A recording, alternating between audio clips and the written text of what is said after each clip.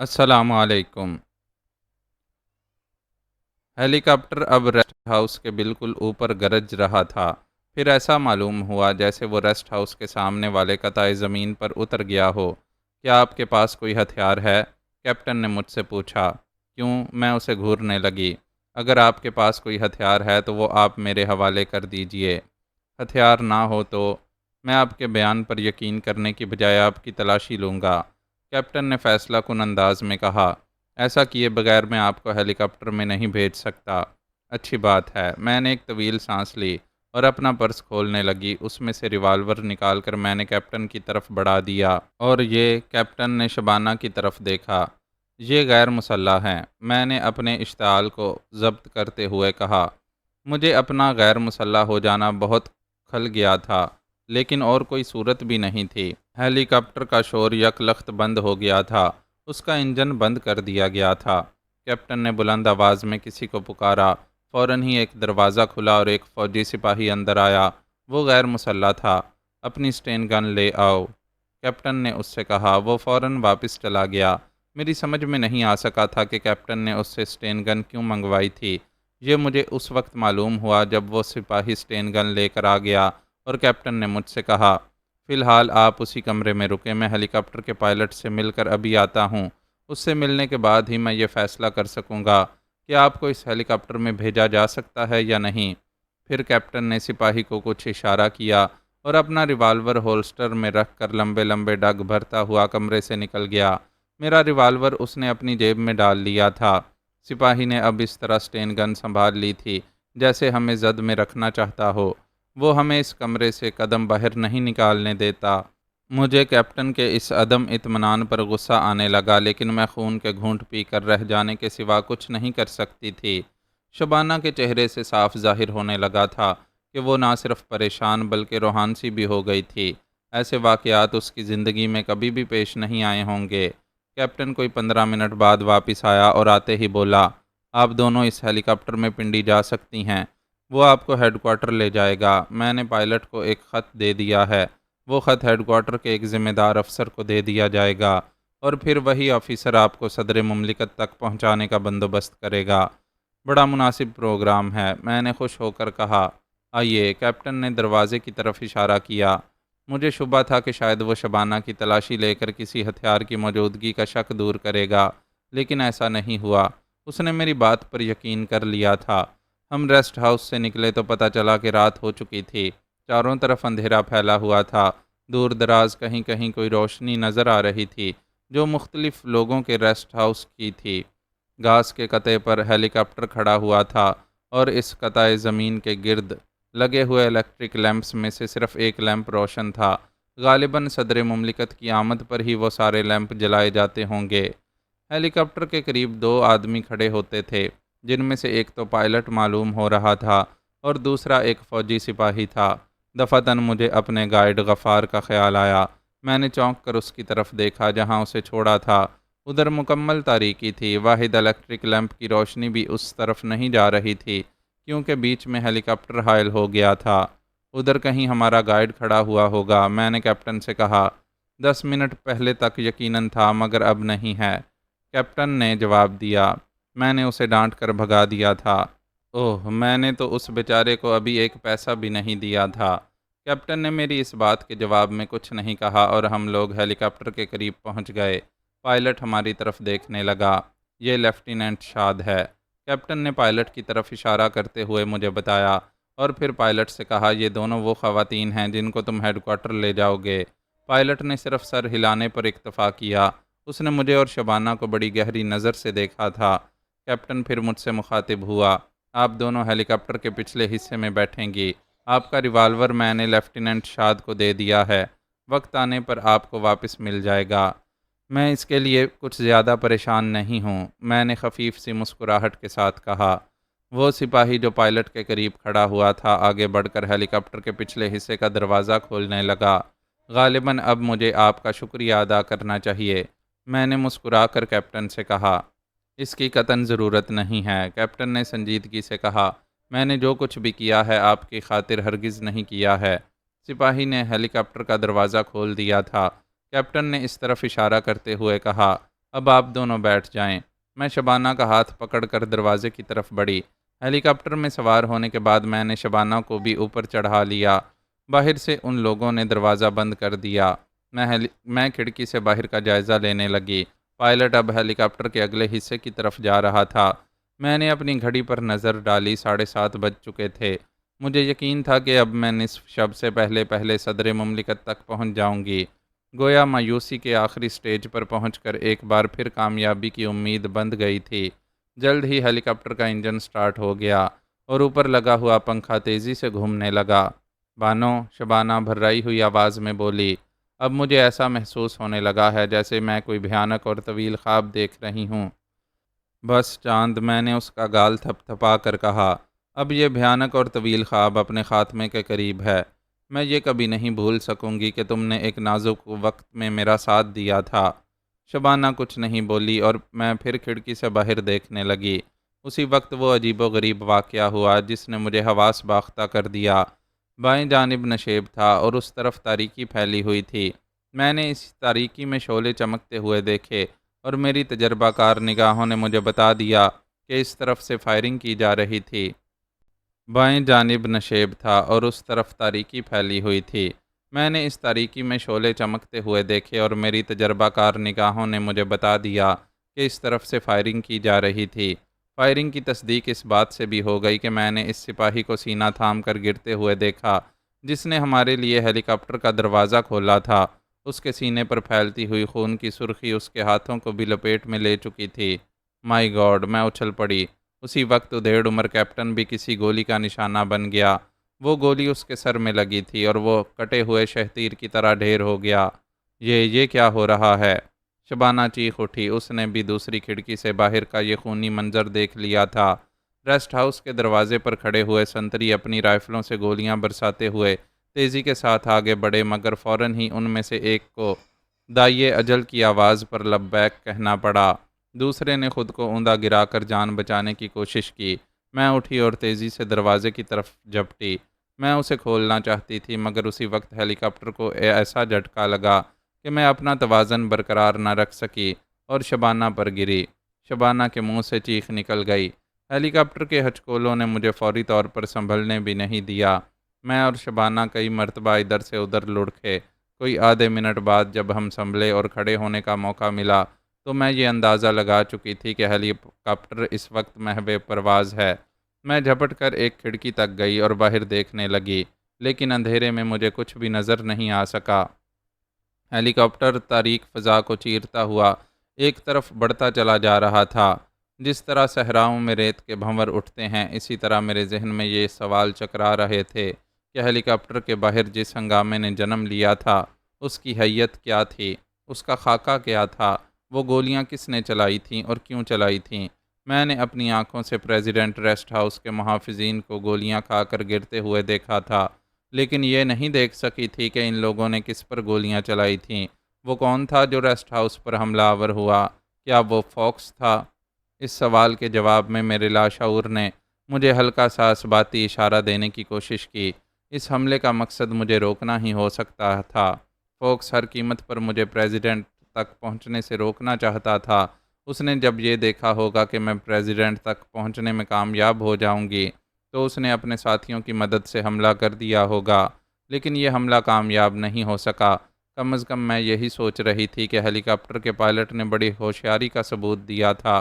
اس نے جب قتل و خون کی یہ گرم بازاری دیکھی تو بلا تاخیر وہاں سے اڑ گیا۔ ممکن ہے اس نے اپنے ہیڈ کوارٹر کو ریڈیو پیغام بھیج کر اس صورتحال سے آگاہ کر دیا ہو۔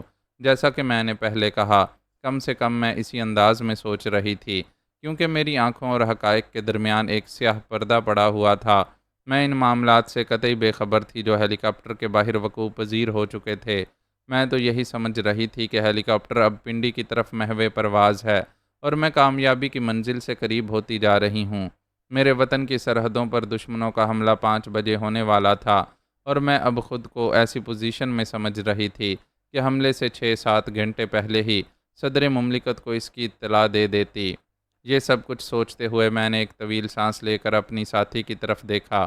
شبانہ اب دم بخود سی بیٹھی ہوئی تھی اور اس کا منہ کچھ اتر گیا تھا۔ ہر چند وہ بڑے تحمل اور دلیری سے میرا ساتھ دیتی رہی تھی، لیکن اب ایسا معلوم ہونے لگا تھا جیسے اس کی قوت برداشت جواب دے گئی ہو۔ موجودہ صورتحال اس کے اعصاب پر شدید منفی اثرات مرتب کر رہی تھی، اور یہ اس کے اختیار میں نہیں رہا تھا کہ وہ اپنے اعصاب کو ان اثرات سے بچائے رکھے۔ میں اس کے قریب جا بیٹھی اور محض اس کی ڈھارس بندھانے کے لیے اسے اپنی آغوش میں سمیٹ لیا۔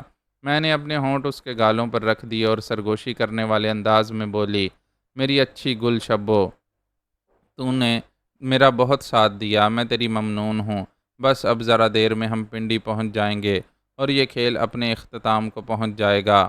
آپ ایک عجیب و غریب عورت ہیں، شبانہ نے بھررائی ہوئی آواز میں کہا، اور نفرت انگیز بھی۔ میں نے ٹکڑا لگایا، کیوں؟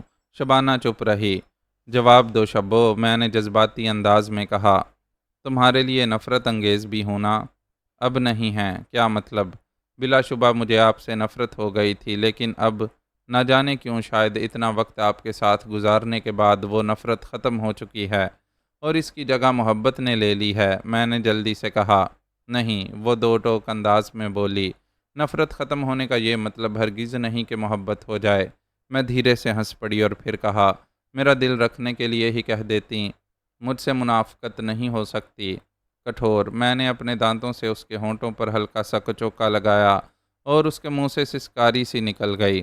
میں نے اسے اپنی آغوش میں محض اس لیے سمیٹا تھا کہ اس کی ڈھارس بندھانا چاہتی تھی، لیکن چند ہی لمحوں بعد مجھے اچانک محسوس ہوا جیسے شبانہ کے جسم کی حرارت سے میرے وجود کی گہرائی میں کوئی شے پگھلنے لگی تھی۔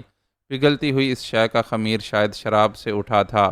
وہ ایک ایسی کیفیت تھی جو پابندِ تقاضائے خرد نہیں رہنے دیتی، اور انسان دنیا و مافیا کو تج کر اس فضائے بسیط میں چلا جاتا ہے جہاں ایک لاہوتی نغمے کی گونج مساموں میں اترتی چلی جاتی ہے۔ کچھ یہی حال اس وقت میرا ہوا تھا۔ میں نہ رہی تھی اور شبانہ نہ رہی تھی۔ ہم بس کائنات کے دو ایسے عنصر تھے جو ایک دوسرے کے لیے لاابدی تھے، اور وہ عنصر اگر ان لمحات میں ایک دوسرے سے جدا ہو جاتے تو شاید کائنات کا شرازہ بکھر جاتا۔ ان کی یکجائی ہی کا دوسرا نام دوام کائنات محسوس ہو رہا تھا۔ شبانہ کے عارض پر مہکتی ہوئی شفق کو میں نے اپنے ہونٹوں میں جذب کر لینا چاہا، اور میری انگلیوں کی مضراب سے اس کے بدن کے کسے ہوئے تار جھنجھنانے لگے۔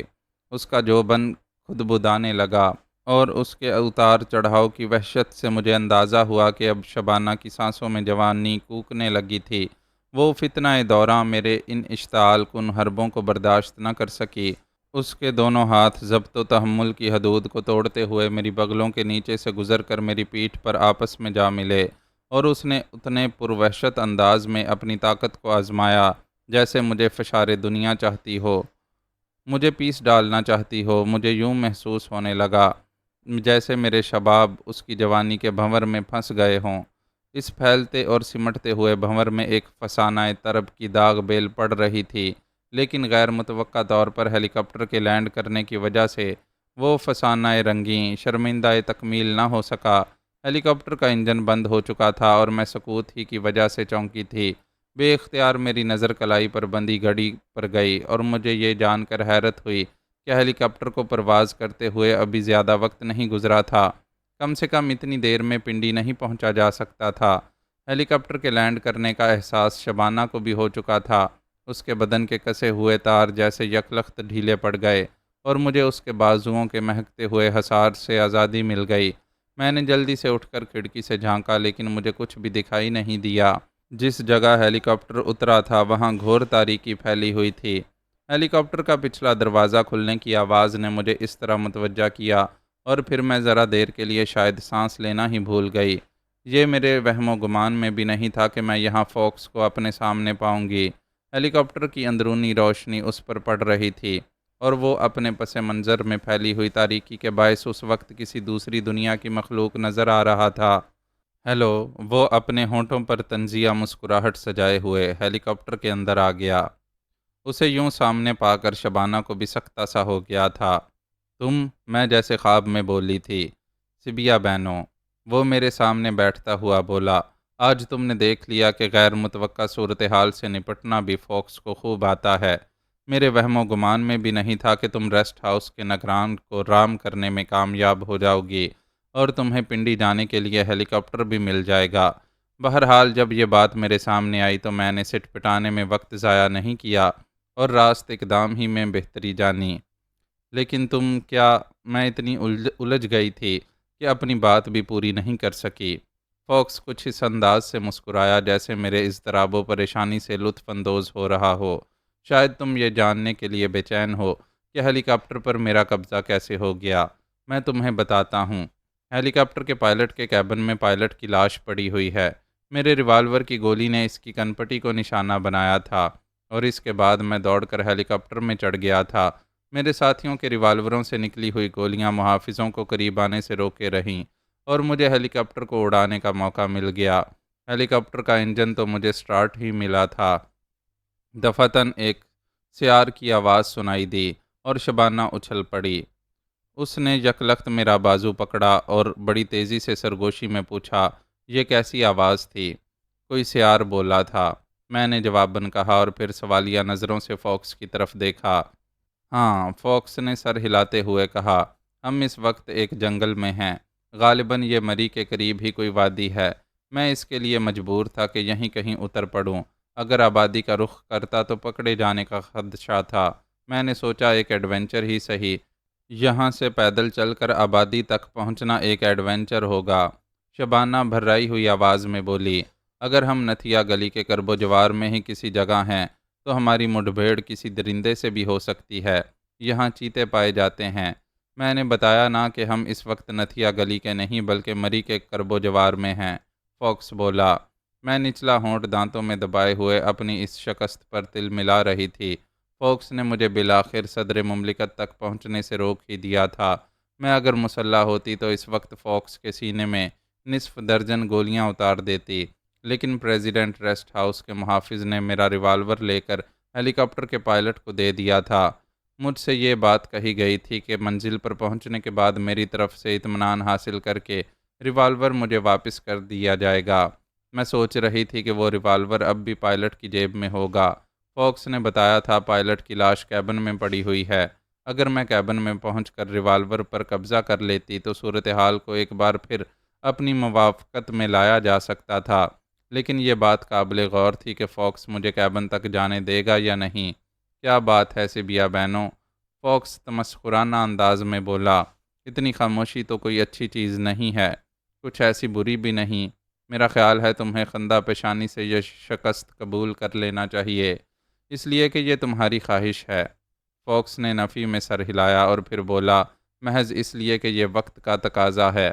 میں وقت کے تقاضوں کی پابند رہ کر زندہ نہیں رہنا چاہتی۔ وقت کو میرے تقاضے سمجھنا پڑیں گے۔ سوچنے کا یہ انداز مثالی ہے، لیکن ہوا کے رخ کو نہ پہچاننا حماقت ہے، فوکس نے بڑی سنجیدگی سے کہا۔ ویسے اب مجھے یقین ہو چکا ہے کہ تم کبھی بھی ہماری تنظیم کا پرزہ نہیں بن سکو گی۔ اس یقین کے بعد ہونا تو یہ چاہیے تھا کہ میں تمہیں ختم کر دوں، لیکن یہ شاید میری فطرت کا ایک کمزور پہلو ہے کہ میں ذہانت کو مرتے ہوئے نہیں دیکھ سکتا۔ میں ذہانت کو خدا سمجھتا ہوں۔ تم اب چاہتے کیا ہو؟ میں غرائی، کیا یہ رات ہمیں اسی جنگل میں گزارنا ہے؟ اس کے علاوہ کیا ہو سکتا ہے؟ ظاہر ہے کہ جنگل کا سفر ہم دن کی روشنی ہی میں طے کر سکیں گے۔ ہیلی کاپٹر، اس کے استعمال کرنے کا سوال ہی پیدا نہیں ہوتا، فوکس نے میری بات کاٹتے ہوئے کہا۔ میں پکڑے جانے کا خطرہ مول نہیں لے سکتا۔ میں چند لمحے فوکس کی آنکھوں میں دیکھتی رہی اور پھر آہستہ سے بولی، میں پائلٹ کے کیبن میں جانا چاہتی ہوں۔ کیوں؟ کیا واقعی وہاں پائلٹ کی لاش پڑی ہوئی ہے؟ ہاں، کیوں؟ فوکس کے لہجے میں استجاب تھا۔ میں اسے دیکھنا چاہتی ہوں۔ فوکس ایک دم ہنس پڑا۔ اس میں ہنسنے کی کیا بات ہے؟ میں منہ بنا کر بولی، صاف صاف کہو سبیہ بہنوں، فوکس نے ہنستے ہوئے کہا، تم دراصل پائلٹ کی جیب سے اپنا ریوالور نکالنا چاہتی ہو۔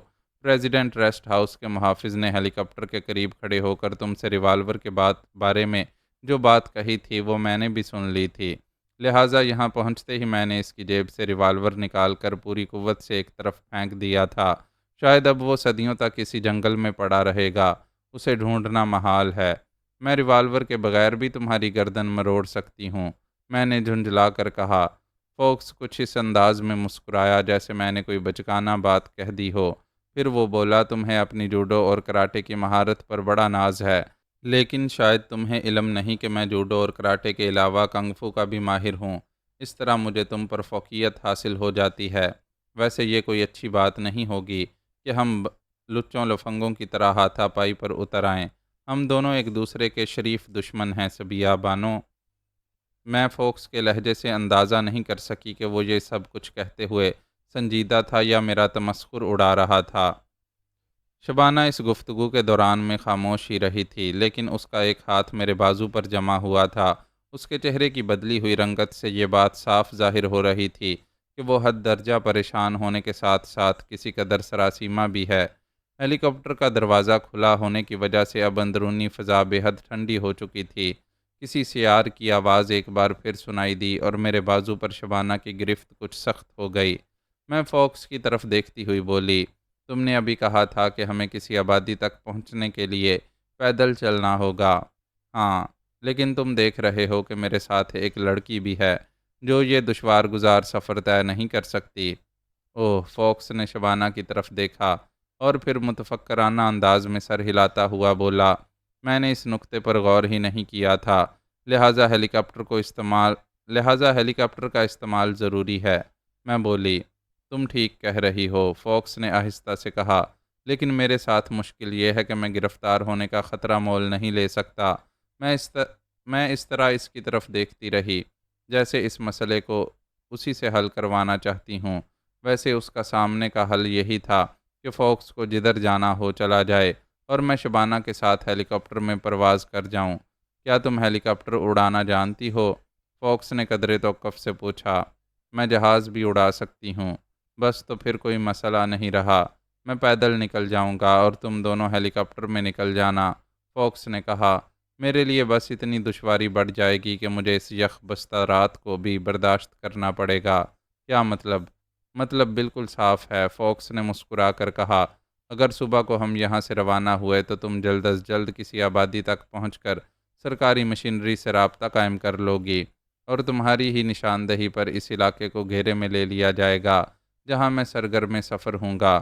لہٰذا اب اس کا ایک ہی حل ہے، وہ یہ کہ میں تم سے پہلے اس علاقے سے نکل جاؤں، اور اس کے لیے مجھے اسی وقت فوراً یہاں سے روانہ ہونا پڑے گا۔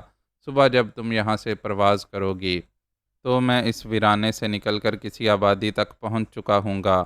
میرے دل کی دھڑکنوں میں خفیف سی تیزی آ گئی۔ میں اس بات پر حیران بھی تھی کہ فوکس اتنے بیوقوفانہ انداز میں کیوں سوچ رہا ہے۔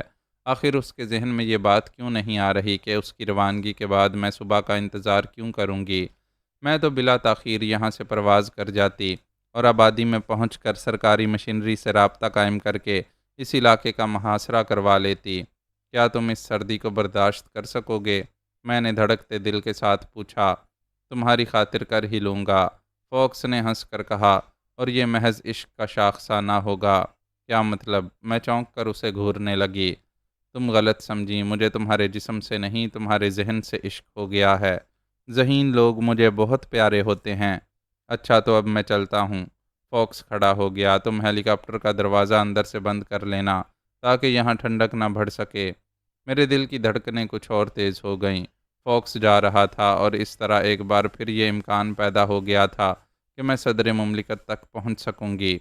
ویسے فوکس کی اس حماقت پر میری حیرت کا بھی ٹھکانہ نہیں تھا۔ اس کے ذہن میں ابھی تک یہ بات نہیں آئی تھی کہ میں اس وقت بھی پرواز کر سکتی ہوں۔ فوکس کے پیچھے پیچھے میں بھی ہیلی کاپٹر کے دروازے تک گئی۔ دروازے پر پہنچ کر فوکس نے پلٹ کر مسکراتے ہوئے میری طرف دیکھا تو مجھے یوں محسوس ہوا جیسے میرا دل اچھل کر حلق کی طرف آ رہا ہو۔ گڈ بائے سبیہ بینو، وہ بولا۔ بائے، میں نے دھیرے سے کہا۔ فوکس ہیلی کاپٹر سے اتر گیا۔ اب میں نے پہلی مرتبہ وہاں کے ماحول پر نظر ڈالی۔ مطلع ابر آلود ہونے کی وجہ سے تاریکی اتنی گہری تھی کہ کچھ بھی صاف نظر نہیں آ رہا تھا، بس اونچے اونچے درختوں کے حیولے دیوؤں کی طرح دکھائی دے رہے تھے۔ پہاڑوں کی بلندیاں اندھیرے کی چادر میں مستور تھیں۔ اس تاریک وادی میں ہیلی کاپٹر کو اڑانا حد درجہ خطرناک ثابت ہو سکتا تھا، لیکن میں یہ خطرہ مول لینے کا فیصلہ کر چکی تھی۔ ماحول اتنا سرد تھا کہ ہیلی کاپٹر کے دروازے پر آتے ہی سردی کا احساس دوچند ہو گیا تھا۔ میرا جسم کپ کپا اٹھا۔ ہیلی کاپٹر سے اتر کر فوکس نے الوداعی انداز میں ہاتھ ہلایا۔ مجھے یہ سب کچھ بڑا غیر فطری معلوم ہو رہا تھا، لیکن ہاتھ میں نے بھی ہلا دیا۔ یہ کتنی عجیب اور شاید مضحکہ خیز بات تھی کہ دو دشمن ایک دوسرے کو الوداع کہہ رہے تھے۔ بانو، مجھے اپنی پشت سے شبانہ کی کپکپاتی ہوئی آواز سنائی دی۔ میں نے مسکرا کر اس کی طرف نہیں دیکھا۔ میری نظریں فوکس پر جمی ہوئی تھیں، جو اب مجھے ایک دھندلے سے سائے کی طرح دکھائی دے رہا تھا۔ جلد ہی وہ تاریکی میں مدغم ہو گیا اور تب میں ایک طویل سانس لے کر شبانہ کی طرف مڑی، جو میرے بالکل پیچھے کھڑی ہوئی تھی۔ بانو، شبانہ پھر بولی، جہاں تک مجھے یاد پڑتا ہے آپ نے بتایا تھا کہ یہ شخص بہت چالاک ہے۔ ہاں تو مجھے تو یہ بہت ہی بیوقوف معلوم ہو رہا ہے۔ وہ کیسے؟ کیا ہم اسی وقت یہاں سے پرواز نہیں کر سکتے؟ میں نے ایک طویل سانس لے کر دونوں ہاتھ اس کے کندھے پر رکھ دیے اور مسکراتی ہوئی بولی، تم نے بالکل وہی بات سوچی جو میں سوچ رہی تھی، لیکن اب تم نے یہ بات کہی ہے تو میرے ذہن میں دفعتاً ایک اور خیال آیا ہے، یعنی فوکس اتنا بیوقوف نہیں ہو سکتا، تو پھر شاید اس میں بھی اس کی کوئی چال ہے۔ چال؟ ہاں، میں نے شبانہ کے کندھے پر کچھ دباؤ ڈالتے ہوئے کہا، مگر فی الحال اندازہ لگانا مشکل ہے کہ وہ چال کیا ہو سکتی ہے۔ تو اب آپ کیا کریں گی؟ کیا یہاں سے فوری روانگی کا ارادہ نہیں ہے؟ میں ذہنی طور پر اتنی الجھ گئی تھی کہ میں نے اس سوال کے جواب میں کچھ بھی نہیں کیا اور دروازے کی طرف مڑتی ہوئی بولی، آؤ ذرا پائلٹ کے کیبن کا جائزہ لے لیں۔ شبانہ میرے ساتھ ہیلی کاپٹر کے پچھلے حصے سے اتر آئی اور پہاڑوں کی ٹھنڈک نے ہمیں اپنی لپیٹ میں لے لیا۔ ہم دونوں کپ کپانے لگے۔ پائلٹ کے کیبن میں لیفٹیننٹ شاد کی لاش موجود تھی اور اس کا چہرہ خون میں ڈوب کر بڑا بھیانک نظر آنے لگا تھا۔ اس کے کپڑے بھی خون میں تربتر تھے اور سرخ چھینٹوں سے کیبن کی دیواریں بھی منکش ہو گئی تھیں۔ شبانہ نے لاش پر بس ایک اچٹتی سی نظر ڈالی اور پھر دوسری طرف دیکھنے لگی۔ اس میں اتنی ہمت نہیں تھی کہ اس خوفناک منظر کو دیر تک دیکھتی رہتی۔ میں نے لاش کو گھسیٹ کر ہیلی کاپٹر سے گرا دیا اور شبانہ کو پائلٹ کی نشست کے برابر بٹھاتی ہوئی بولی، پرواز کے لیے تیار ہو جاؤ۔ اوہ! شبانہ کے منہ سے اتنا ہی نکل کر رہ گیا۔ میں نے پائلٹ کی نشست سنبھالی اور انجن سٹارٹ کرنے لگی۔ اب جو کچھ بھی ہو دیکھا جائے گا، میں زیر لب بڑبڑائی تھی۔ جی؟ شبانہ سوالیہ نظروں سے میری طرف دیکھنے لگی۔ اگر فوکس نے کوئی چال ہی چلی ہے تو اس کے بارے میں سوچ سوچ کر وقت ضائع کرنا حماقت ہوگی، اس میں کوئی شبہ نہیں۔ ہیلی کاپٹر تاریک فضا میں بلند ہوتا چلا گیا۔ میں تمام آلات پر نظر رکھے ہوئے تھی۔ دفعتاً میں بوکھلا گئی اور میں نے بڑی تیزی سے ہیلی کاپٹر کو واپس زمین پر اتار دیا۔ یہ واقعہ اتنی صورت سے عمل میں آیا تھا کہ ہیلی کاپٹر کو خاصا جھٹکا لگا۔ ایسا محسوس ہوا تھا جیسے ہیلی کاپٹر کو زمین پر پٹخ دیا گیا ہو۔ شبانہ کے منہ سے ایک ہلکی سی چیخ نکل گئی تھی۔ مائی گاڈ! میں نے ایک طویل سانس لی۔ کیا کوئی خرابی ہے انجن میں؟ شبانہ نے گھبرا کر پوچھا۔ نہیں، میں نے ہونٹ بھینچ لیے۔ تو پھر؟ بس سمت بتانے والی سوئی ٹوٹی ہوئی ہے۔ اور اب میری سمجھ میں آیا کہ فوکس اتنے اطمینان سے ہمیں چھوڑ کر کیوں چلا گیا۔ اس خرابی کی وجہ سے رات میں پرواز کرنا ممکن نہیں ہے۔ دن میں پرواز کرنا کیسے ممکن ہے؟ سورج سے سمت کا اندازہ کیا جا سکتا ہے۔ شبانہ نے اس بات میں سر ہلایا اور پھر متفکرانہ انداز میں بولی، تو اب کیا ہمیں رات بھر یہیں رکنا پڑے گا؟ کم سے کم فوکس تو یہی چاہتا ہے، میں نے زہریلے لہجے میں کہا۔ صحیح سمت کا انتخاب کیے بغیر پرواز کرنے میں یہ اندیشہ ہے کہ ہم منزل تک نہ پہنچ سکیں۔ یہ بھی ممکن ہے کہ ہم کشمیر کے برف پوش ویرانوں میں نکل جائیں، اور یہ بھی ممکن ہے کہ بس سبھی کچھ ممکن ہے۔ ہیلی کاپٹر کا انجن بدستور شور مچا رہا تھا۔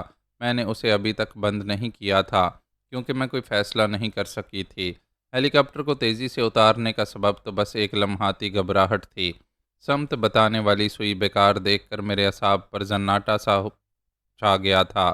اگر یہیں رکنا ہے تو انجن بند کیجیے، شبانہ بھرائی ہوئی آواز میں بولی۔ لیکن میں اس وقفے میں ایک خطرناک فیصلہ کر چکی تھی۔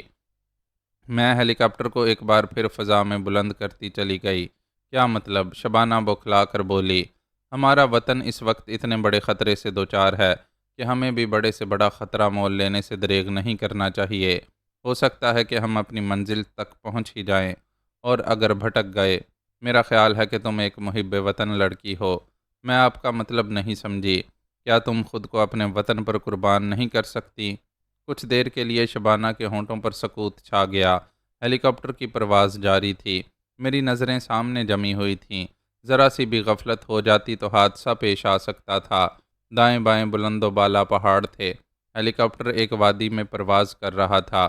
آگے جا کر وہ وادی بائیں جانب گھوم گئی تھی۔ سامنے ایک پہاڑ آ رہا تھا لیکن اس کی بلندی غیر معمولی نہیں تھی۔ میں ہیلی کاپٹر کو اس کے اوپر سے گزار لے گئی۔ اب ہم پھر ایک وادی میں پرواز کر رہے تھے۔ تم نیچے نظر رکھو، میں نے شبانہ سے کہا۔ اگر کہیں روشنیاں نظر آئیں تو بتانا۔ اچھا، شبانہ نے بہت آہستہ سے کہا۔ ہیلی کاپٹر ایک نامعلوم منزل کی طرف بڑھتا رہا۔ تیرا اتار وادیاں اس کی کرخت آواز سے گونجتی رہیں۔ پرواز کرتے ہوئے ہمیں 1 گھنٹہ گزر گیا۔ میں نے یہ دیکھ کر اطمینان کی سانس لی کہ ہم پہاڑی علاقے سے نکل آئے تھے اور ہیلی کاپٹر اب میدانی علاقے میں پرواز کر رہا تھا۔ شبانہ کو ابھی تک نیچے کسی جگہ روشنیاں دکھائی نہیں دی تھیں۔ 1 گھنٹہ اور گزر گیا تو میں نے ایک ٹھنڈی سانس لی اور کہا، یقیناً ہم بھٹک چکے ہیں۔ مری سے پنڈی کا فاصلہ اتنا زیادہ نہیں ہے۔ اگر ہم بھٹک گئے ہیں تو یہ بڑے اطمینان کی بات ہے کہ پہاڑی علاقے میں نہیں بھٹکے ہیں، شبانہ نے کہا۔ ہاں، میں نے سر ہلایا۔ صورتحال زیادہ تشویشناک نہیں ہے، لیکن یہ بات تعجب کی ہے کہ ابھی تک کسی جگہ روشنیاں دکھائی نہیں دیں۔ غالباً ہم ابھی تک کسی آبادی کے اوپر سے نہیں گزرے۔ ذرا دیر خاموشی رہی، پھر شبانہ بولی، یہاں کی فضا خاصی گرم ہے، میں اپنا کوٹ اتارے دیتی ہوں۔ اتار دو۔ شبانہ نے کوٹ اتار کر اپنی گود میں رکھ لیا۔ کچھ دیر بعد میں نے شبانہ سے کہا، اب ہم زیادہ دیر تک پرواز جاری نہیں رکھ سکتے۔ کیوں؟ ایندھن ختم ہو رہا ہے ہیلی کاپٹر کا۔ میں نے جواب دیا، ہمیں 5 منٹ کے اندر اندر لینڈ کرنا ہے۔ میں نے جواب دیتے ہوئے نیچے نظر دوڑائی تاکہ لینڈ کرنے کے لیے جگہ کا انتخاب کر لوں۔ وہ قطع زمین کچھ سنگلاخ سا تھا جہاں میں نے ہیلی کاپٹر اتارا۔ یہاں بھی ہر سمت گھور تاریکی پھیلی ہوئی تھی۔ میں نے انجن بند کیا اور بڑی سرعت کے ساتھ ہیلی کاپٹر سے اتر گئی۔ میرے پیچھے شبانہ بھی اتری اور اسی وقت ہمارے ارد گرد کی زمین وزنی جوتوں کی دھمک سے گونج اٹھی۔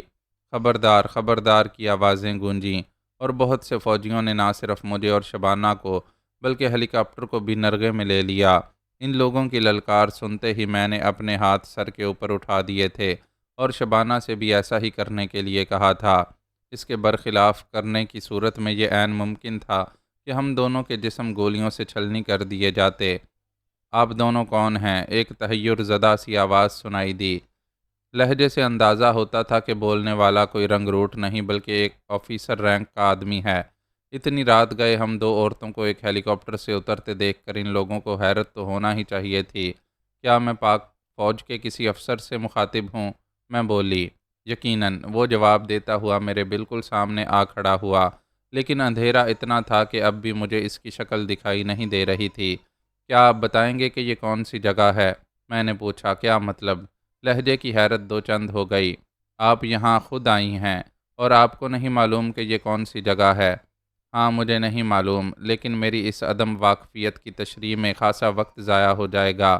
جبکہ خاتون، وہ میری بات کاٹتا ہوا سخت انداز میں بولا، بہتر ہوگا کہ آپ وقت ضائع ہونے کی پرواہ کیے بغیر میرے سوالوں کا جواب دیں اور اپنی مشتبہ پوزیشن کو صاف کریں، ورنہ میں کوئی سخت قدم اٹھانے سے بھی دریغ نہیں کروں گا۔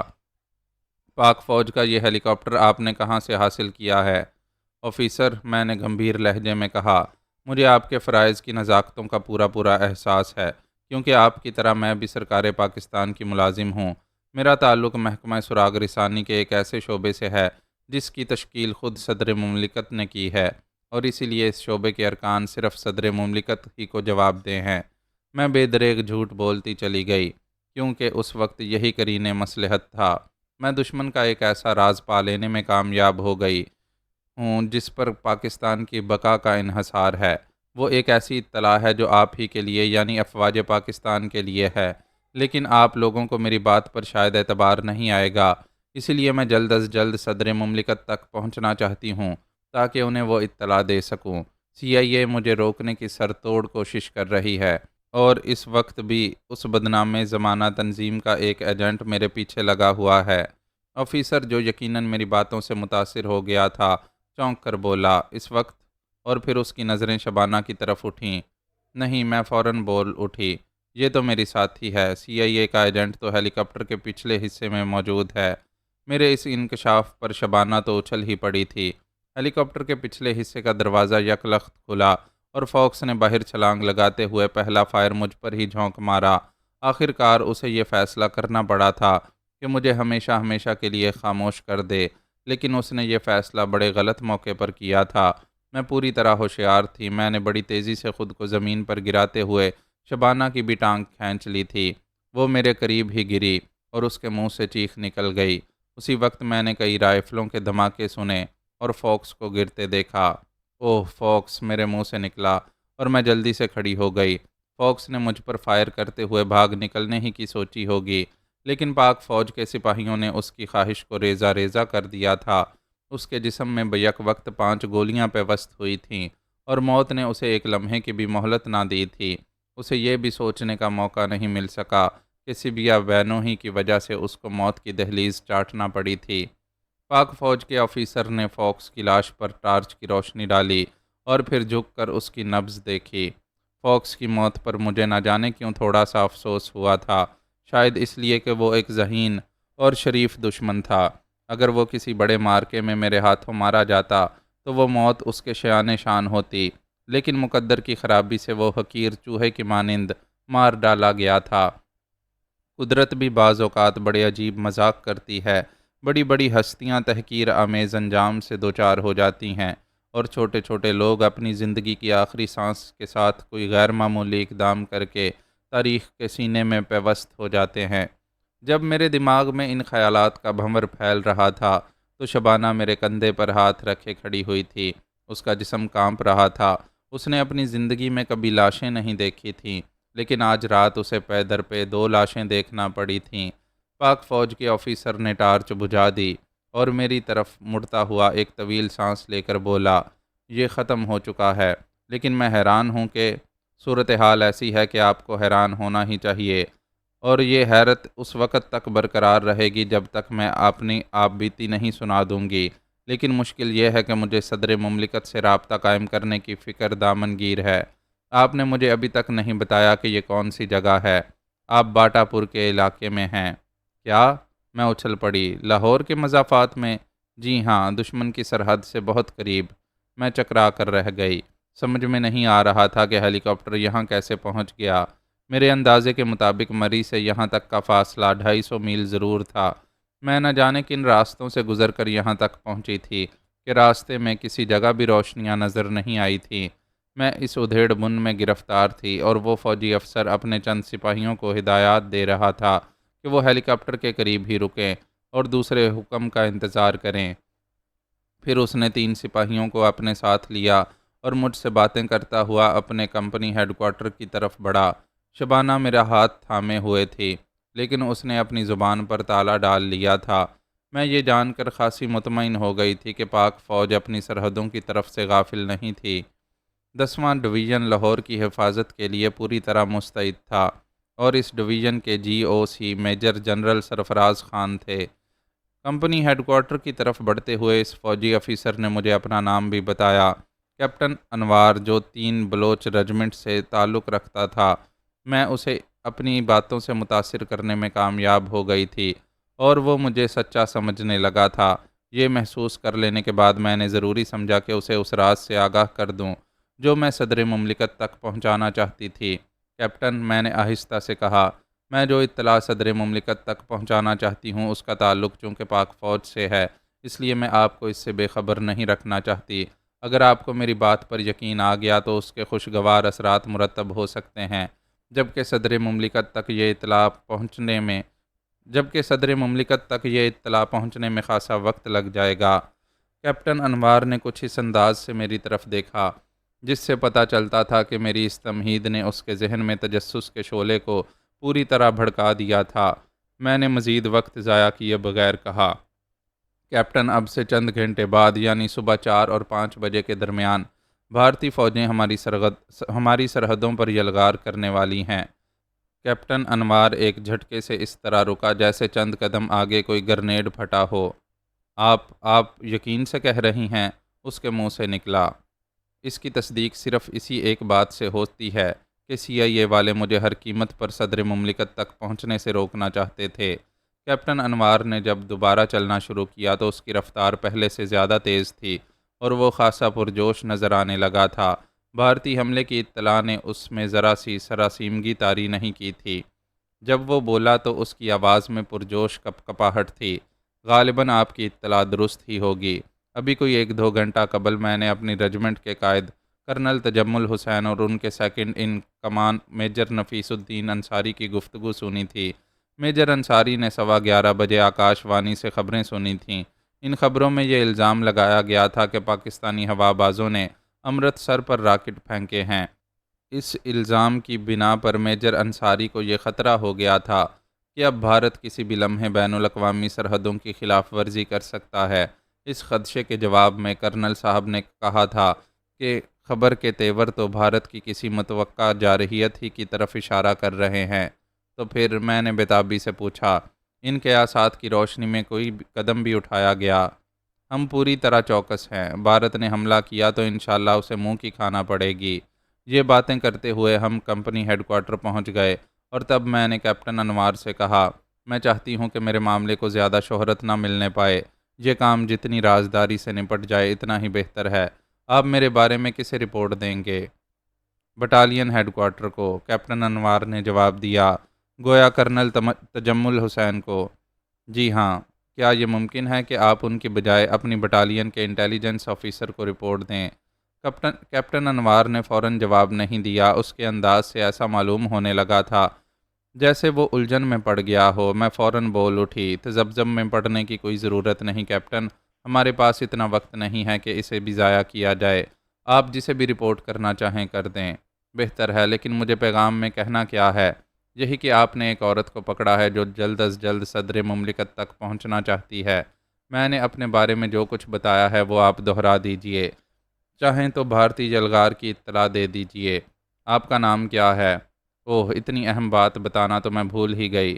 میرا نام صبیحہ بانو ہے۔ صبیحہ بانو۔ کیپٹن انوار نے مجھے اور شبانہ کو برگد کے ایک درخت کے نیچے چھوڑا اور خود پیغام بھیجنے کے لیے وائرلیس کی طرف چلا گیا۔ کچھ فاصلے پر کھڑے ہوئے 2 سپاہی ہماری نگرانی کر رہے تھے۔ بانو، شبانہ بھررائی ہوئی آواز میں بولی، اب تو مجھے یوں محسوس ہونے لگا ہے جیسے میرے اعصاب ریزہ ریزہ ہو کر بکھر جائیں گے۔ میں نے اس کا شانہ تھپکا اور اطراف و جوانب کا جائزہ لینے لگی۔ ہر سمت تاریکی چھائی ہوئی تھی اور کچھ نظر نہیں آ رہا تھا۔ کرب و جوار میں کسی قسم کی فوجی نقل و حرکت نہیں تھی، لیکن کبھی کبھی کسی گاڑی کے انجن کی آواز سنائی دے جاتی تھی۔ میرا جسم پسینے میں شرابور ہو چکا تھا کیونکہ میں ابھی تک کوٹ پہنے ہوئے تھی۔ شبانہ نے تو اپنا کوٹ ہیلی کاپٹر میں ہی اتار دیا تھا۔ اب میں نے بھی اس سے نجات حاصل کر لی۔ بانو، شبانہ پھر بولی، فوکس کا معاملہ میری سمجھ میں نہیں آ سکا۔ وہ ہیلی کاپٹر میں کہاں سے آ گیا؟ اگر آ بھی گیا تھا تو آپ کو اس کا علم کیسے ہوا؟ میں مسکرائی، اس سارے معاملے کا احاطہ صرف منطق سے ہوتا ہے۔ میں نے ایک لمحے توقف کیا، پھر بولی، مجھے اس وقت ذہنی یکسوئی حاصل نہیں ہے، اس لیے شاید میں تمہیں اس انداز میں نہ بتا سکوں جس طرح میں نے سوچا تھا اور ایک نتیجے تک پہنچی تھی۔ بہرحال میں تمہیں سمجھانے کی کوشش کرتی ہوں۔ یہ بات تو یقینی ہے کہ پریزیڈنٹ ریسٹ ہاؤس پر جو ہنگامہ ہوا تھا اس کی اطلاع کسی نہ کسی طرح ہیڈ کوارٹر کو ضرور ہو گئی ہوگی۔ اس کا نتیجہ یہی نکل سکتا تھا کہ ہیڈ کوارٹر سے کئی ہیلی کاپٹرز کو اس ہیلی کاپٹر کی تلاش میں روانہ کر دیا جائے۔ یہ بات فوکس نے بھی سوچی ہوگی اور اسے اپنی گرفتاری کا خدشہ لاحق ہو گیا ہوگا۔ اس لیے کوئی آدھے گھنٹے کی پرواز کے بعد اس نے ہیلی کاپٹر کو ایک وادی میں اتار دیا تھا۔ وہاں اس نے ہمارے ساتھ جو انداز اختیار کیا وہ محض ایک ڈرامہ تھا۔ اس نے ایک ایسی چال چلی تھی کہ ہیلی کاپٹر مجھے اڑانا پڑے اور خود وہ پچھلے حصے میں چھپ جائے تاکہ اگر تلاش کرنے والے ہیلی کاپٹرز میں ہمیں پا لیں تو وہ محفوظ رہے اور موقع دیکھ کر چپکے سے نکل جائے۔ تم میری باتیں سمجھ رہی ہو نا؟ سمجھنے کی کوشش کر رہی ہوں، آپ کہتی رہیے۔ فوکس کا اس سرد ویرانے میں رہ جانا مجھے بڑا غیر فطری معلوم ہوا تھا۔ اگر کوئی شخص مجبور ہو جائے تو قطب شمالی کے ویرانوں میں بھی رات بھر بھٹک سکتا ہے، لیکن اگر مجبوری نہ ہو تو مری کی کسی وادی میں بھی بھٹکنا حماقت ہے۔ میں نے اس انداز میں سوچا تھا کہ اگر اس موقع پر فوکس کی جگہ میں خود ہوتی تو کیا کرتی۔ میرے ذہن نے اس سوال کا یہ جواب دیا کہ میں ہیلی کاپٹر کے پچھلے حصے میں چھپ جاتی۔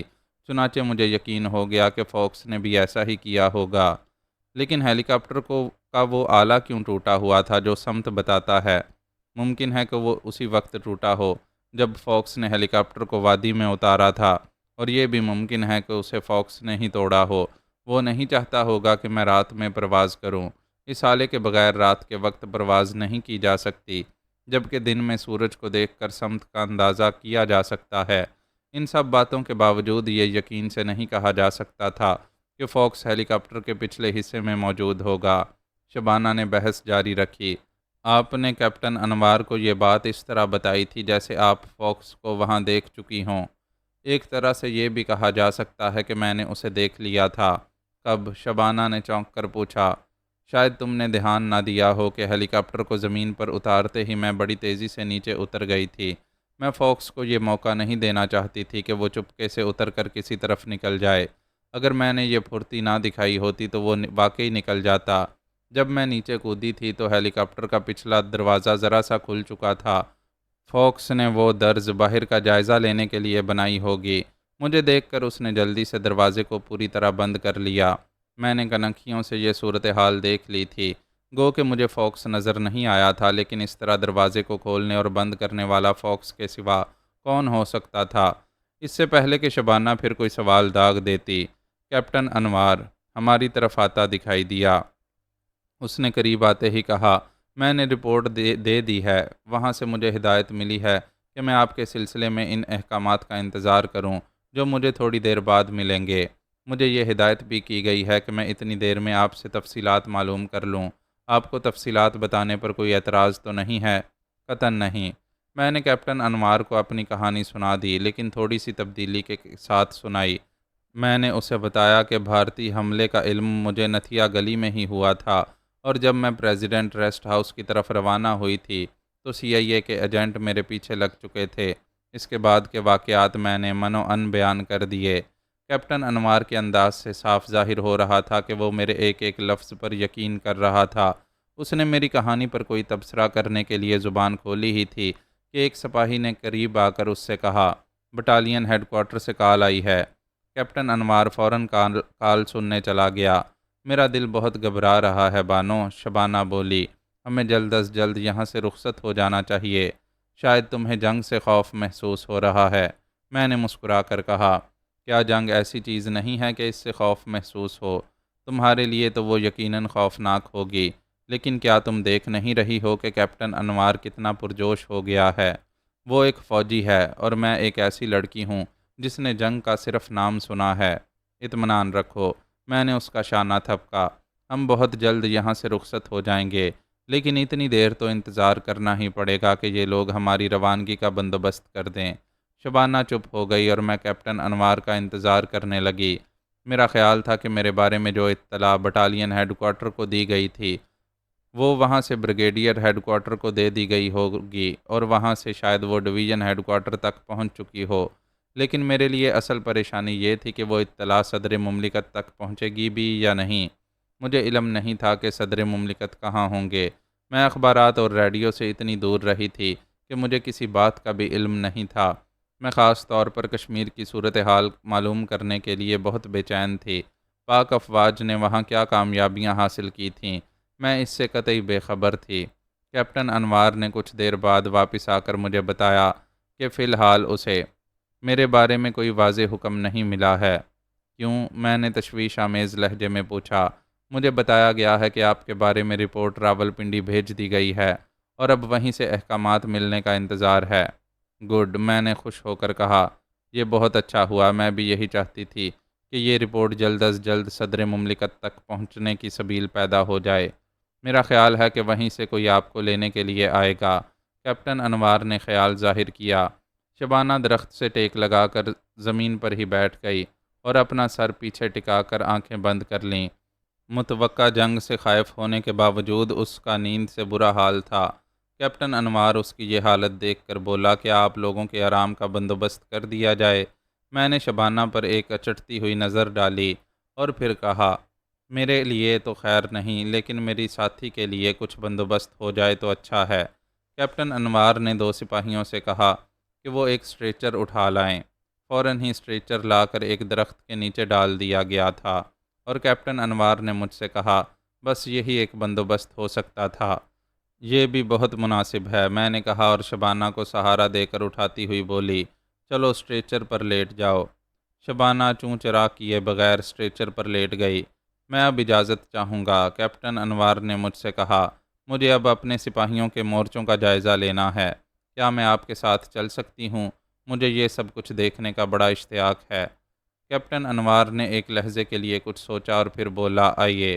شبانہ پر اتنی غنودگی طاری تھی کہ اس نے مجھے نہیں روکا۔ اگر وہ نیند میں نہ ہوتی تو مجھے اپنے پاس سے نہیں ہٹنے دیتی۔ ہم سپاہیوں کے مورچوں کی طرف بڑھ رہے تھے جب میں نے کیپٹن سے کہا، مجھے یہ دیکھ کر خوشی ہو رہی ہے کہ آپ حملے کی خبر سے قطعی ہراساں نہیں ہوئے اور پرسکون ہیں۔ مسلمان سپاہی کبھی ہراساں نہیں ہوتا، کیپٹن انوار نے مسکرا کر کہا۔ اسلام کے فلسفہ حیات کی روشنی میں خوف ایک بامعنی لفظ بن کر رہ گیا ہے۔ بے شک، میں نے اس کی تائید کی اور پھر اس سے کشمیر کے بارے میں پوچھا۔ مورچوں کا معائنہ کرنے کے دوران میں کیپٹن انوار نے مجھے بتایا کہ جوڑیاں پر قبضہ کر لیا گیا ہے۔ کیا جوڑیاں کوئی بہت اہم جگہ ہے؟ میں نے سوال کیا۔ اہم ترین، کیپٹن انوار نے جواب دیا۔ فائر بندی لائن سے 18 میل آگے وہ بھارت کی بے حد اہم جنگی کڑی تھی۔ بھارت کو یقین تھا کہ وہاں پر وہ ہماری یلغار کو نہ صرف روک لے گا بلکہ پسپا بھی کر دے گا، لیکن اس خواب کا شیرازہ بکھر گیا۔ دوپہر کی خبروں میں بتایا گیا تھا کہ اب ہم اخنور سے صرف 3 میل دور رہ گئے ہیں۔ ممکن ہے کہ اب تک وہاں بھی قبضہ ہو چکا ہو۔ ہندوستانی ریڈیو کیا کہتا ہے؟ وہاں سے آج بڑے پراسرار اعلان نشر ہوئے۔ پراسرار کیا مطلب؟ 4:30 بجے پروگرام روک کر یہ اعلان کیا گیا تھا کہ 2 دن کے اندر اندر علاقہ نمبر 1 میں 2 جگہوں پر سخت بارش ہوگی۔ پھر تھوڑی دیر بعد یہ اعلان ہوا تھا کہ علاقہ نمبر 1 کے لیے آج کوئی وارننگ نہیں ہے۔ عجیب پیغام ہیں، میں بڑبڑائی، غالباً کوڈ ورڈز۔ ظاہر ہے ان باتوں کے دوران میں کیپٹن انوار نے مورچوں کا مکمل معائنہ کر لیا۔ اس نے اپنے جوانوں کو کچھ ہدایات بھی دیں اور پھر میرے ساتھ اپنے ہیڈ کوارٹر میں لوٹ آیا۔ اسی وقت وائرلیس پر اس کے لیے پیغام بھی آ گیا۔ پیغام یہ تھا کہ پنڈی سے 2 افسروں کو بھیجا جا رہا ہے جو وہاں پہنچ کر سبیہا بانو کو اپنے ساتھ لے جائیں گے۔ اس میں تو شاید خاصا وقت لگ جائے گا، میں بڑبڑائی۔ ضروری نہیں، کیپٹن انوار نے کہا۔ اگر دونوں افسروں کو فوراً روانہ کر دیا جائے اور وہ ہیلی کاپٹر سے روانہ ہوں تو بہت جلد یہاں پہنچ جائیں گے۔ میں سوچ میں ڈوبی سر ہلاتی ہوئی شبانہ کے پاس چلی گئی۔ میں نے دیکھا کہ وہ بے خبر سو رہی تھی۔ ہوا کے جھونکوں سے بال اس کے چہرے پر آ گئے تھے۔ میں نے بڑے پیار سے اس کے بالوں کو ہٹایا اور اس کی پیشانی چوم لی۔ وہ اتنی بے خبر سو رہی تھی کہ میرے ہونٹوں کا لمس بھی اسے بیدار نہ کر سکا۔ کیوں نہ آپ بھی کچھ دیر آرام کر لیں؟ کیپٹن انوار کی آواز سنائی دی۔ میں چونک کر مڑی، وہ میرے بالکل پیچھے آ کھڑا ہوا تھا۔ نہیں کیپٹن، شکریہ، میں نے مسکرا کر کہا۔ مجھے اس عالم میں نیند نہیں آ سکتی۔ میں نے تو سنا ہے کہ نیند سولی پر بھی آ جاتی ہے۔ میری آنکھوں کے خواب ابھی اتنے بے چین نہیں ہوئے ہیں۔ آپ کی ساتھی تو بڑی غفلت کی نیند سو رہی ہیں۔ نوجوانی میں ایسی ہی نیند آتی ہے، میں نے پیار بھری نظروں سے شبانہ کی طرف دیکھتے ہوئے کہا۔ کیپٹن انوار ارد گرد کا جائزہ لینے لگا۔ وہ بظاہر تو بالکل پرسکون نظر آ رہا تھا اور بڑے مطمئن انداز میں مجھ سے باتیں کر رہا تھا، لیکن میں دعوے سے کہہ سکتی تھی کہ اس کے سینے میں اضطراب کا ایک سمندر کروٹیں بدل رہا ہوگا۔ میں بھی ظاہری طور پر ماحول سے متاثر نہیں تھی، لیکن میرے دل و دماغ ان دھماکوں کی طرف لگے ہوئے تھے جو کسی وقت بھی سنائی دے سکتے تھے۔ میں جانتی تھی کہ ڈھلتی ہوئی رات کا یہ سکوت کسی بھی لمحے تڑپ کر چیخنے لگے گا اور پاک فوج کے ایک ایک سپاہی کے سر پر امتحان کی گھڑی آ پہنچے گی۔ میں اس بات سے بہت خوش اور مطمئن تھی کہ میں نے اپنا فرض پورا کر دیا تھا۔ پاک فوج کی ہائی کمان کے علم میں یہ بات آ چکی تھی کہ بھارتی یلغار کا وقت آ پہنچا ہے۔ ناممکن تھا کہ اس اطلاع کو نظر انداز کیا گیا ہو۔ شاید اس وقت میجر جنرل سرفراز خان لاہور کے دفاعی پلان پر مزید غور و فکر کر رہے ہوں گے۔ میں ان خیالات میں کھوئی رہی اور وقت گزرتا رہا۔ رات ڈھلتی رہی، صبح قریب آتی جا رہی تھی۔ وہ صبح جسے پاکستان کی تاریخ میں امر ہو جانا تھا۔ دفتن کمپنی ہیڈ کوارٹر میں سنسنی پھیل گئی۔ بٹالین ہیڈ کوارٹر سے وائرلیس پر یہ اطلاع دی گئی تھی کہ بھارتی سینا واہگہ اور گھونڈی سے پاکستان کے علاقے میں داخل ہو چکی ہے۔ یہ خبر بڑی تیزی سے کمپنی کے ایک ایک سپاہی تک پہنچ گئی اور مورچے نعرہ تکبیر سے گونج اٹھے۔ سپاہیوں میں بلا کا جوش اور ولولہ پیدا ہو گیا تھا۔ میں نے اپنے دوران خون میں تیزی محسوس کی اور کیپٹن انوار سے پوچھا، وہ محاذ یہاں سے کتنی دور ہے؟ کس طرف ہے؟ یہاں سے 6-7 میل دور، اس طرف، کیپٹن انوار نے ایک طرف اشارہ کرتے ہوئے جوشیلی آواز میں کہا۔ خدا کی قسم دشمن کو خاک میں ملنا ہوگا، وہاں بھی ہمارے جوان تو ہوں گے نا؟ کیوں نہیں، وہ علاقہ بریگیڈیئر محمد اصغر کی تحویل میں دیا گیا ہے اور ان کی ایڈوانس کمپنی کی قیادت شاید میجر شفقت بلوچ کر رہے ہیں، لیکن اگر سرحد کے کسی حصے میں ہمارے نوجوان نہیں ہوں گے تو کیا ہے؟ ہمارا خدا تو وہاں ہوگا، کیا وہ ہماری حفاظت نہیں کرے گا؟ کیا وہ ہمارے پاکستان کی حفاظت نہیں کرے گا؟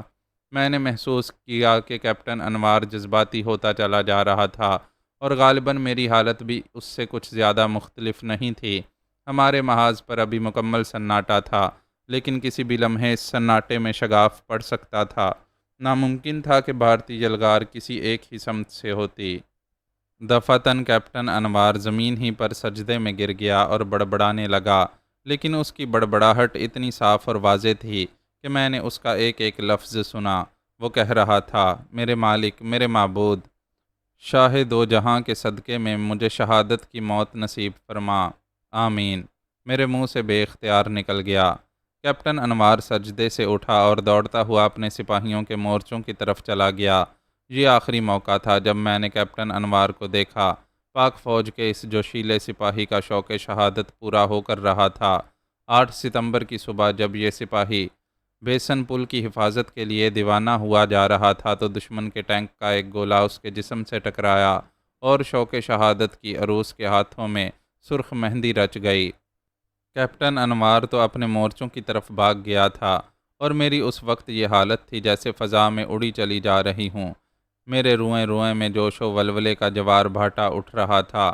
دشمن کے ناپاک قدموں کی دھمک مجھے اپنے دل پر محسوس ہو رہی تھی اور یہ جذبہ بڑی شدت سے سر ابھار رہا تھا کہ میں بھی اپنے سپاہیوں کے دوش بدوش لڑوں، جارحیت کے طوفان کا زور توڑنے کے لیے اس آہنی دیوار کی ایک اینٹ بن جاؤں جو پاک فوج کے جوانوں نے سرحدوں پر کھڑی کی ہوگی۔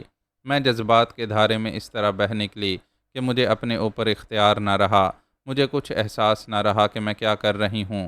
شاید میں فضا میں اڑ رہی تھی، شاید میں کسی صحرا میں بھٹک رہی تھی، یا شاید میں کسی بھی جگہ نہیں تھی اور ہر جگہ تھی۔ میں اپنی اس کیفیت کو بیان کرنے سے قاصر ہوں۔ حرفوں اور لفظوں نے میری اس کیفیت سے بغاوت کر دی ہے۔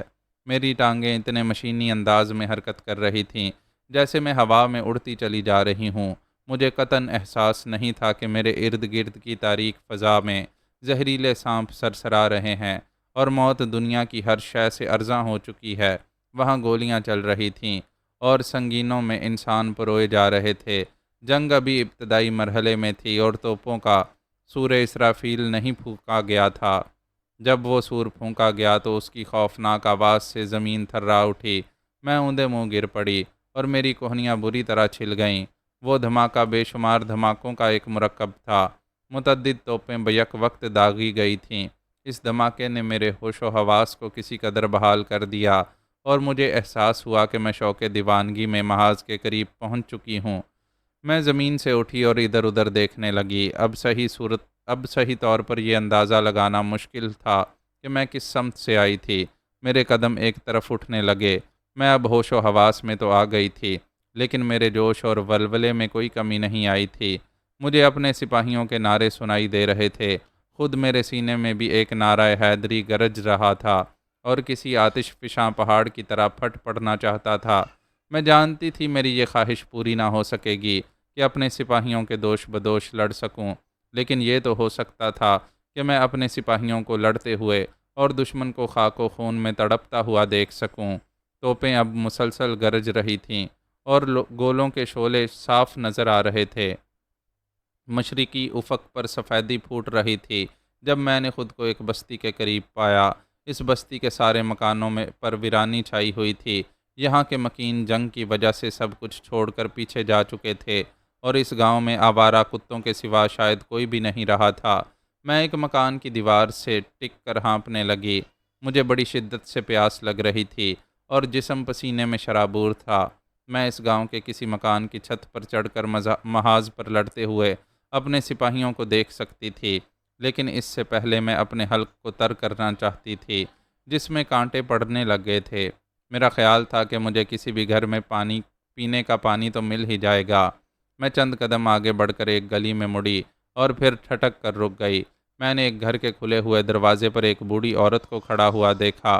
وہ دروازے سے سر ٹکائے ایک سمت میں تکے جا رہی تھی اور اس کے چہرے پر غم و اندوہ کے سائے پھیلے ہوئے تھے۔ میں ٹھٹک کر رکنے کے بعد پھر آگے بڑھی اور اس کے بالکل قریب پہنچ گئی، لیکن اس کے انداز میں کوئی فرق نہ آیا۔ وہ دنیا و مافیا سے بے خبر معلوم ہو رہی تھی۔ ماں جی، میں نے اسے آہستہ سے پکارا۔ وہ اس طرح چونک پڑی جیسے کسی بحر کی اتھاہ گہرائی سے ابھری ہو۔ اس کے سپاٹ چہرے پر زندگی کی ایک لہر سی اٹھی اور دھندلائی ہوئی آنکھوں میں جیسے چراغ جل اٹھے، لیکن جب اس کی نظر مجھ پر پڑی تو نہ جانے کیوں وہ چراغ بھی بجھ گئے اور وہ لہر بھی معدوم ہو گئی۔ ماں جی، میں پھر بولی، تم یہاں اکیلی کیا کر رہی ہو؟ وہ ٹکر ٹکر میری طرف دیکھتی رہی۔ اس کے ہونٹ کپ کپا رہے تھے۔ اچانک مجھے خیال آیا کہ میں پنجاب کے ایک گاؤں میں ہوں، چنانچہ میں نے اپنا سوال پنجابی میں دہرایا۔ تسی اتھے کلے ہی ہو؟ بوڑھی آہستہ آہستہ سر ہلانے لگی۔ سارا پنڈ خالی ہو گیا ہے۔ میں نے پوچھا، پتہ نہیں۔ اس نے آہستہ سے جواب دیا، تہاڈے گھر وچ ہور کوئی نہیں؟ میں نے سوال کیا، نہیں، تسی اتھے کلے کی کردے پے ہو؟ تہانوں بھی ٹر جانا چاہیدا سی۔ اتھے تباہی و بربادی دی ایک خوفناک کھیڑ شروع ہون والی ہے، جڑی پتہ نہیں کدوں ختم ہوئے۔ میں ایتھوں نہیں جا سکتی کڑیے، بوڑھی اپنی آنکھوں میں آنسو لاتی ہوئی بولی۔ پتہ نہیں کیڑے ویلے میرا جاموں آ جاوے۔ جاموں کون ہے؟ میرا پتر۔ میں بوڑھی کا منہ دیکھتی رہ گئی۔ وہ بوڑھی دکھی معلوم ہو رہی تھی۔ مجھے اس کے بارے میں سب کچھ جاننے کا شوق ہوا، لیکن شوق کی پیاس بجھانے سے پہلے حلق کی پیاس بجھانا ضروری تھا۔ میرا حلق اور ہونٹ اس حد تک خشک ہو گئے تھے کہ میرا بولنا مشکل ہو گیا تھا۔ میں نے بوڑھی سے پوچھا، مینوں پانی مل جاوے گا؟ میں بڑی تریائی ہاں۔ اندر ٹر جا کڑیے، میں ایتھے ہی ہاں، تو آپے ہی پانی پی لے۔ میں گھر میں داخل ہوئی۔ صحن میں مجھے پانی کی مٹکی نظر آ گئی۔ مٹکی پر مٹی کا پیالہ بھی رکھا ہوا تھا۔ میں نے جی بھر کر پانی پیا تو نڈھال سی ہو گئی۔ اس وقت مجھے شبانہ کا خیال آیا۔ میں اسے کئی میل دور چھوڑ آئی تھی۔ اب تک وہ یقیناً جاگ چکی ہوگی۔ راول پنڈی سے وہ افسر بھی مجھے لینے کے لیے پہنچ چکے ہوں گے اور سب کو میرے لاپتہ ہونے کا علم ہو چکا ہوگا۔ نہ جانے ان لوگوں نے کیا سوچا ہو۔ وہ پریشان تو ضرور ہوئے ہوں گے۔ مجھے ان کی پریشانی سے زیادہ شبانہ کی فکر تھی، لیکن مجھے یقین تھا کہ اسے بحفاظت اس کے گھر پہنچا دیا جائے گا۔ میں اٹھ کر دروازے کی طرف بڑھی۔ وہ بوڑھی بدستور وہیں کھڑی ہوئی تھی اور میں اس کا غم جاننا چاہتی تھی۔ شاید میں اس کے کسی کام آ سکوں۔ یہی سوچ کر میں نے اس کے کندھے پر ہاتھ رکھ دیا اور آہستہ سے بولی، ماں جی، تہاڈا پتر کتھے گیا ہویا ہے؟ ہڈیارے، بوڑھی بھرائی ہوئی آواز میں بولی، اوتھے اوندا چاچا رہندا ہے۔ او کل سویرے اوتھے گیا سی اور اج اونوں واپس آنا ہے۔ ہڈیارا پنڈ تے شاید سرحد دے قریب ہے۔ ہاں، بوڑھی نے جواب دیا، اوتھے بڑی زور دی لڑائی ہوندی پئی ہے۔ تہانوں کس طرح پتہ ہے؟ جواب میں بڑھیا نے جو کچھ بتایا اس کا لب لباب یہ تھا کہ تھوڑی دیر قبل پاکستانی فوجی وہاں پہنچے تھے اور انہوں نے گاؤں کے لوگوں سے کہا تھا کہ وہ فوراً اپنے گھروں کو خیر باد کہہ کر سرحد سے دور چلے جائیں۔ خدشہ یہ تھا کہ کسی وقت بھی یہ گاؤں جنگ کی لپیٹ میں آ سکتا ہے۔ انہی سپاہیوں نے بتایا تھا کہ ہڈیارے کے علاقے میں شدید جنگ ہو رہی ہے۔ گاؤں کے لوگ کسی تاخیر کے بغیر اپنے گھروں کو جوں کا توں چھوڑ کر پیچھے چلے گئے تھے، لیکن وہ بوڑھی ان لوگوں کی نظریں بچا کر وہیں رک گئی تھی۔ اسے اپنے بیٹے کا انتظار کرنا تھا۔ ایک ماں اپنے جگر گوشے کی منتظر تھی۔ اسے یہ باور کرانا بہت مشکل ہوتا کہ اب کسی آدمی کا ہڈیارے سے زندہ سلامت نکل آنا امر محال ہے۔ تہاڈے پنڈ دا کی ناں ہے ماں جی؟ میں نے پوچھا۔ برکی، بوڑھی نے جواب دیا۔ اس نے ابھی تک مجھ سے یہ نہیں پوچھا تھا کہ میں کون ہوں اور کہاں سے آئی ہوں۔ ماں جی، میں ذرا آہستہ سے بولی، تسی دروازے وچ کدوں تک کھلوتے رہو گے؟ جدوں تک جاموں نہ آ جاوے۔ بوڑھی کی آنکھوں سے اب آنسو آ گئے تھے۔